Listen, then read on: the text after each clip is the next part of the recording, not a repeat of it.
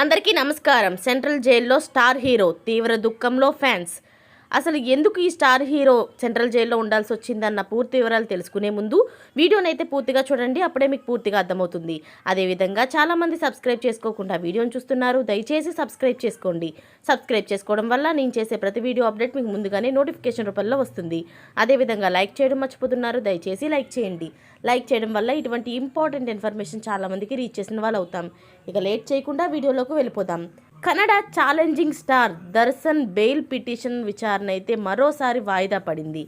ఈరోజు సోమవారం hero దర్శన్కు bail వస్తుందని ఆయన అభిమానులు 1000 కళ్ళతో ఎదురు చూశారు.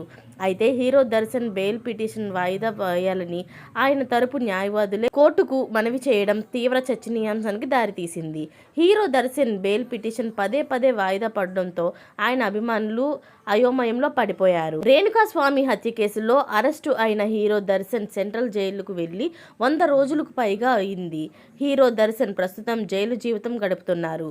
హీరో దర్శన్ను బెయిల్పై బయటకు తీసుకురావాలని ఆయన కుటుంబ సభ్యులు, సన్నిహితులు, అలాగే స్నేహితులు అనేక ప్రయత్నాలు అయితే చేస్తున్నారు. ఈ నెల 27వ తేదీన హీరో దర్శన్ బెయిల్ పిటిషన్ విచారణ జరగాల్సి ఉంది. అయితే ఇదే నెల 30వ తేదీన హీరో దర్శన్ బెయిల్ పిటిషన్ విచారణ వాయిదా పడింది.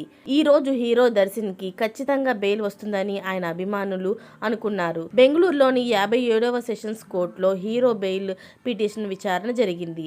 హీరో దర్శన్కు బెయిల్ మంజూరు చేయకూడదని public prosecutor Prasanna Kumar counter petition దాఖలు చేశారు. బెయిల్ పిటిషన్పై వాయిదాలు వినిపించడానికి తమకు సమయం కావాలని హీరో దర్శన్ తరపు న్యాయవాదులు కోర్టును మనవి చేశారు.